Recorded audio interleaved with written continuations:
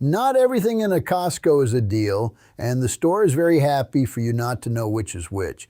That's the honest starting point for this one. And it goes against what most people believe walking through those doors, that because it's Costco, because it's in bulk, because the markup is famously low, every single thing in the cart must be saving you money. It isn't true. Some of what's in that warehouse is a genuine bargain you'd be foolish to pass up, and some of it is there because it looks like a bargain, or because the size fools you, or because a brand name is doing the work that a good price should be doing. I spent 31 years in the grocery and warehouse trade, 9 of them running a store, long enough to learn where the real value hides and where it only pretends to. So let me walk you through 9 things I'd tell you to leave on the shelf, not because they're bad, but because you're not getting what you think you're getting, and then 4 that are the real article worth every penny that I'd tell you to back the cart up for. One thing to hold in your head the whole way through, the question is never, is this a good product? Most of it is. The question is, am I getting a better deal here than I'd get somewhere else on a thing I'll actually finish? Keep that question sharp, and half the store sorts itself out in front of you. Let me start with the 9 to leave alone. 1, the giant bags of fresh salad greens for a household of 1 or 2. The price per pound looks wonderful, and that's the trap.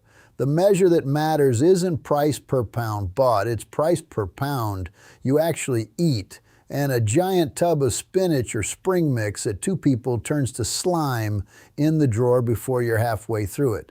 You paid a bargain price to fill your garbage can, buy the small bag at the regular store, and finish it. For a big family that goes through greens fast, the Costco size is fine, but for most of us at our age, it's money quietly thrown away. 2, the oversized condiments and sauces, the gallon of mayonnaise, the enormous ketchup, the warehouse-sized dressing. Same problem, worse, because these liven your fridge for a year and slowly go off. Most condiments have a shorter good life than people think once they're opened, and you'll be scraping the last third of a gallon of something that turned months ago. The per ounce price was a marvel, and you threw a third of it out. Unless you're feeding a crowd regularly, the big condiment is a false economy. 3, the bulk spices in the big jars. Ground spices lose their punch. The oils that give them flavor fade over months, and a jar of paprika or cumin, the size of a coffee can, will be flat and dusty long before a normal household finishes it. You're not saving money buying 3 years of a spice you'll use a spoonful of. You're buying flavor that'll be gone before you get to it. The one exception is a spice you genuinely cook with by the handful. Everything else buy small and buy fresh. 4, the huge bags of snacks. If there's anyone in the house who can't resist them, I'll be honest about this one. It's not that the price is bad, it's that the quantity is the problem. A giant bag of chips or cookies in the pantry gets eaten at the speed it's available, and the 30-count box does not last 30 days. You bought in bulk to save money and ended up eating your way through it in a week. Sometimes a smaller package is the better buy because it's the one that's still in the pantry on Friday. 5, the big flats of fresh berries. These look like the deal of the day, and they mold faster than almost anything in the store.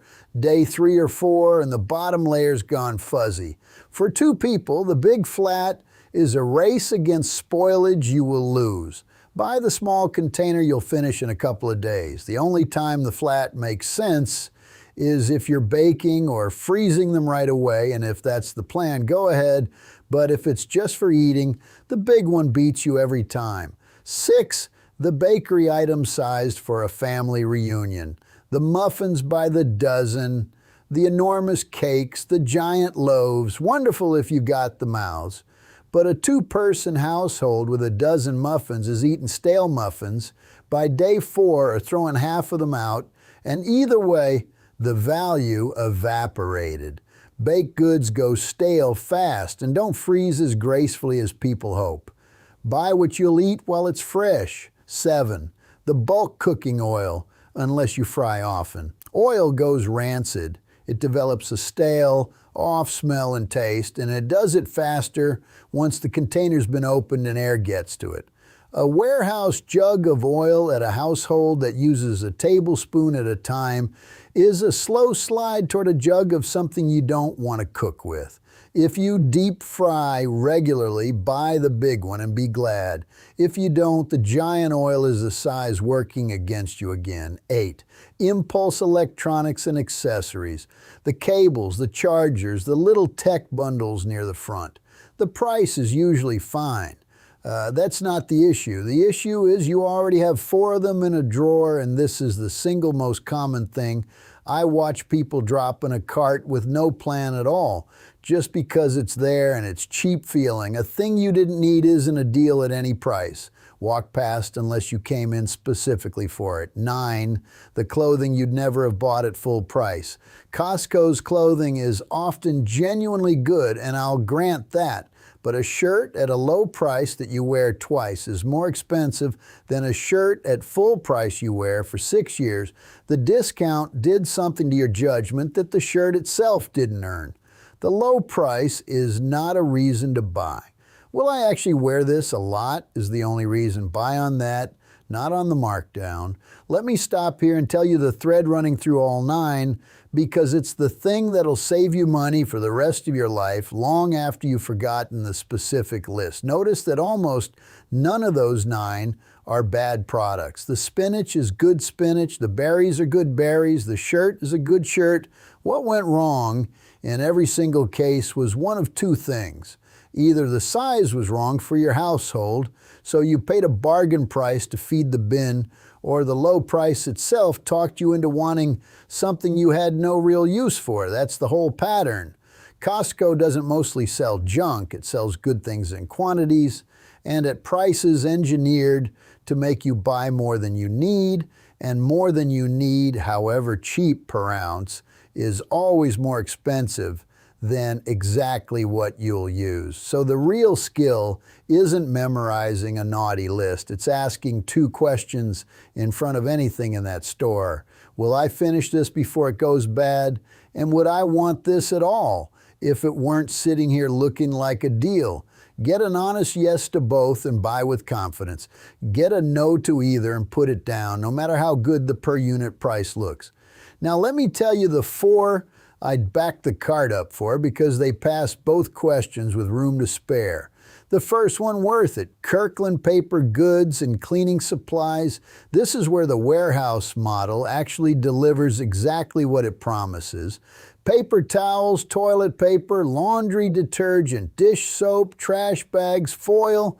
These don't spoil. You will absolutely use every bit of them. And the bulk price is a real, genuine saving with no catch. There's no race against a spoilage date, no risk the size turns against you. A thing you use constantly and store easily is precisely what bulk buying was invented for. Buy these enormous, buy them often, and be glad.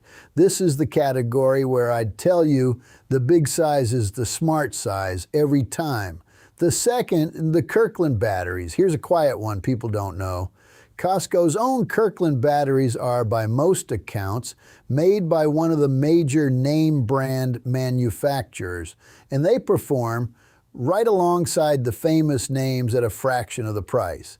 Batteries don't spoil on any timeline that matters to a household. You'll use them for years, and a big Kirkland pack costs a great deal less than the equivalent name brand for performance. You won't be able to tell apart. This is the store brand quietly being the name brand in a plainer wrapper, and it's one of the best small deals in the whole building. The one place I still spend on the name brand is anything that matters for safety. But for the remote and the flashlight and the clock, the Kirkland pack is the obvious buy. The third, the rotisserie chicken. You knew this one was coming, and it earns its spot. It's famously cheap. It stayed cheap on purpose at a price the company has publicly refused to raise for years. And for a household of 1 or 2, it's several meals out of one bird for a few dollars. Yes, it's placed at the back of the store to walk you past everything else. I'd never pretend otherwise.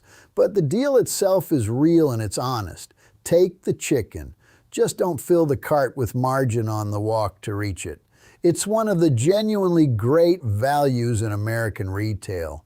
And there's no catch in the chicken itself. And the fourth, the one I'd point you to above the rest, the Kirkland pantry staples that don't spoil, the nuts, the olive oil, the coffee, the dried goods, the canned staples under the Kirkland label. Here's why this is the one I'd steer you to first.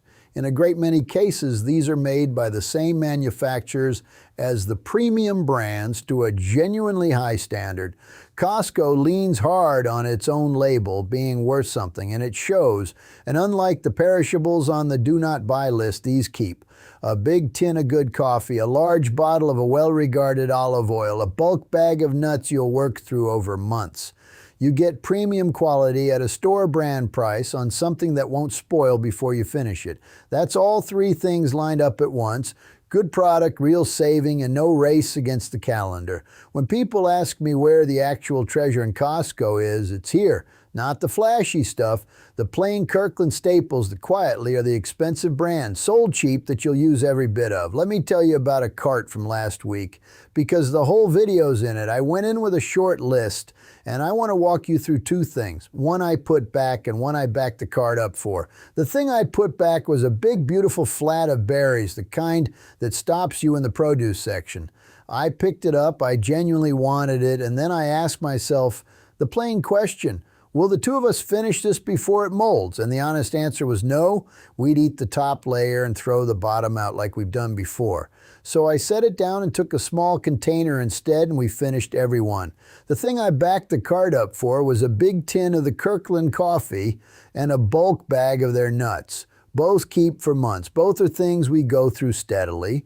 Both are the premium product at the plain label price. No race against spoiling, no size working against me, no brand name inflating the tag.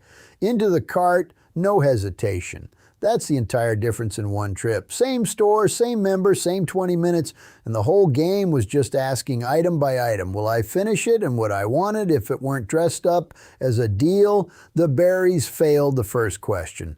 The coffee passed both. Everything I've told you today is really just those two questions walking the floor with you. So here's what I'd have you do, and it's simple. Next trip, sort your cart in your head into two piles as you go.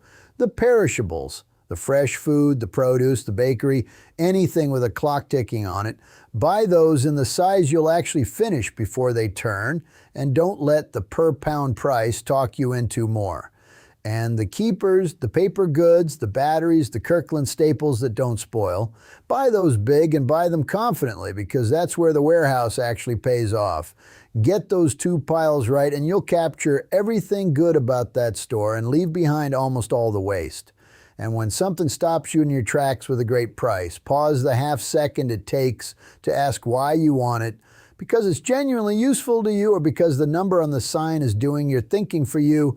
That half second is worth more than any membership card. Now, I'd like to hear from you, because your kitchens will teach me things mine hasn't. Tell me the Costco thing you swore off, the bulk buy you got burned on, the giant size you threw half away, the deal you learned the hard way wasn't one. Name it, so the next person reading doesn't make the same mistake, because the best warehouse wisdom I know came from people who'd already paid for the lesson. And tell me the opposite too. The Kirkland item you'd defend to anyone, the store brand thing you're convinced is secretly the name brand, the one you'd put in the cart every single trip. I've given you my 4, but I've only got one kitchen, and I'd bet there are a dozen in the comments I've been walking past for years. Sort the cart, ask the two questions, and never let a good price do your thinking for you.